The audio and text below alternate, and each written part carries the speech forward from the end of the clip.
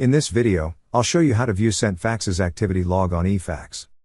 And if you're looking for a fax service with a free trial, check out eFax using the link in the description below.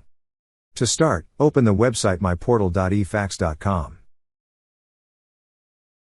On the field provided, enter your email, fax number, or account name. Once entered, click on Next. Next, enter your password.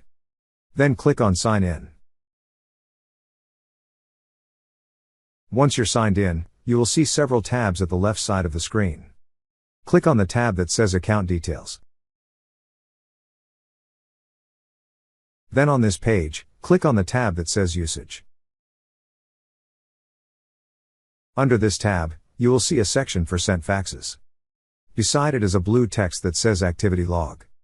Click on Activity Log. That's how you view your Sent Faxes Activity Log on eFax. Thank you so much guys for watching, and if you have not yet subscribed to our YouTube channel, please subscribe to our YouTube channel as we create tech videos almost every day. Also check out our recommended resources in the description below for various sign-up bonuses.